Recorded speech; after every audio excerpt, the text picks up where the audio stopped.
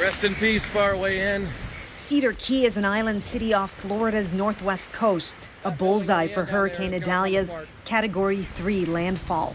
Other parts of the state's Grand Bend region battered just as badly. No! Oh. It's okay, it's okay, it's okay, it's okay.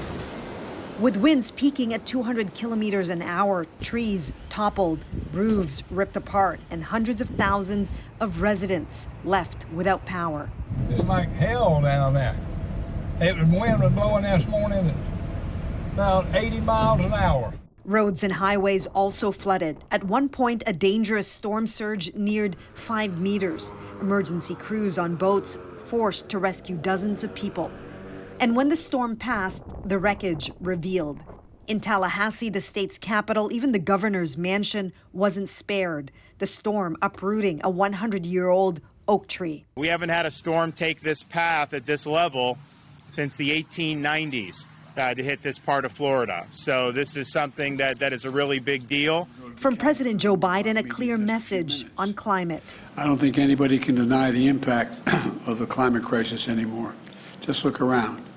Historic floods, more intense droughts, extreme heat, significant wildfires have caused significant damage. Idalia weakened to a Category 1 on its way to Georgia, North and South Carolina, putting those states on high alert. The key here is don't be out on the streets if you don't have to be out on the streets. Stay home, sit down somewhere, and just ride this thing out. Chris, what do we know at this point about the impact of the storm?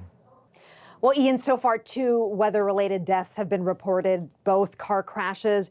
Some good news in Tampa, which is further south in that Grand Bend region. They lifted all emergency alerts this afternoon, reporting no significant damages or injuries. But as you know, with these disasters, sometimes the aftermath can be just as challenging as the storm itself. No doubt the cleanup will be costly and time-consuming. FEMA officials are already on their way to assess the damage. All right, Chris, thank you. Thanks, Ian. As Idalia pummels the U.S. on the ground, the scale of the system is on display from the sky. This shot taken by the International Space Station as it crossed the storm's path. And from a different perspective, satellite images captured a series of rapid lightning strikes when Idalia was moving over northwestern Florida. And CBC News climate specialist Darius Madavi is tracking Idalia for us tonight. Still a dangerous storm, but take us through the next 24 hours. We're expecting to see the storm continue to move just over the border between Georgia and South Carolina and move up into North Carolina before making its way back into the Atlantic. So take a look at the path that the storm has taken since it first started down off the coast of Cuba. It really rapidly moved up into Florida and where it made landfall as a Category 3 storm before rapidly losing strength once it hit land as usual. And we're still expecting to see winds as high as 100 kilometers per hour through South Carolina and North Carolina. Rapid, really massive rainfall and storm surge as well. So very much a dangerous situation over the next 24 hours. And a big part of this story, unusually warm temperatures. That's exactly right. So we've been seeing very high ocean temperatures throughout the North Atlantic. So take a look at this map of the globe.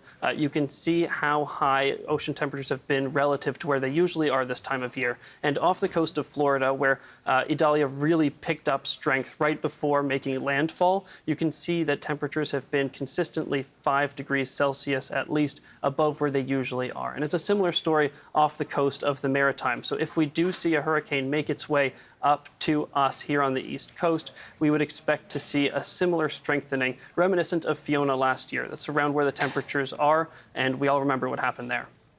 We sure do. Darius Madavi here in our Vancouver newsroom. Thank you. Thank you.